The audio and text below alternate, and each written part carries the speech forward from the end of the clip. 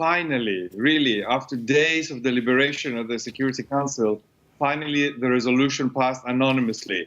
This is very, very much welcome. Of course, the most important now part is the implementation of the resolution. And we want to see results immediately, really to see a cessation of hostilities. On our side, as humanitarian actors, United Nations, NGOs, we're all ready to roll out assistance to be able to cover the needs, to reach people who have been besieged for a long time, and to bring them much needed life-saving assistance.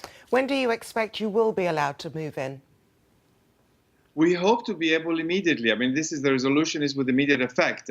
And what is interesting about the resolution is that it covers countrywide. So we're talking about not only Izguta, but also about Idlib, about other parts of the country as well, which have also been under a lot of hostilities in a difficult situation, although they receive less media attention.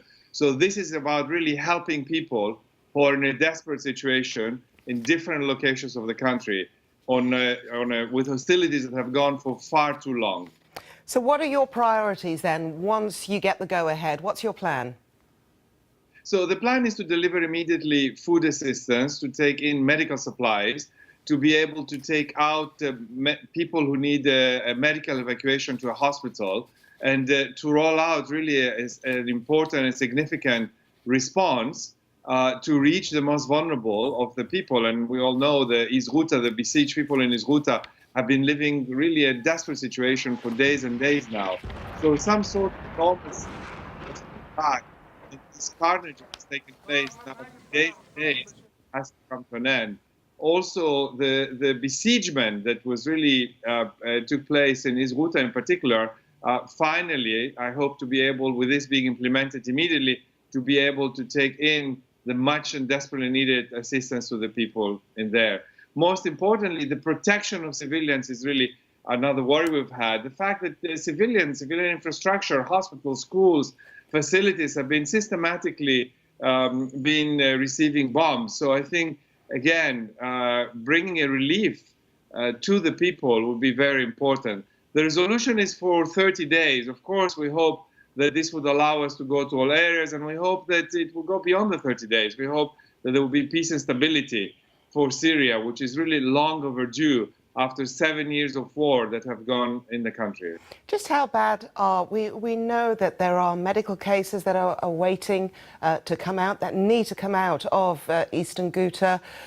Just how desperately does this enclave need a cessation in hostilities? How bad are things? Where are the residents seeking refuge? This decision of the Security Council and the cessation of hostilities, it's desperately needed. The residents of Izguta, in particular during the last 6 days, they have endured daily bombing. They have really had no water, they had no food, they had no electricity. More than 20 health facilities were attacked. Several of them were not functioning. People were hiding in basements. Everybody tried to go to wherever they could to survive. More than 500 people were killed, including more than 120 children. So this is a situation that really was, every day we thought that the day was really terrible and the next day would be even worse. So now we hope that this has to be implemented immediately to be able, first of all, to have clear skies in Ghouta rather than having the planes dropping bombs and this terror that the people live not knowing if the bomb was going to fall in their house. At the same time, to be able to take the injured and really bring some normalcy back to life and bring them food, get the water running, get life as much as possible back to normal. I think that's a great relief.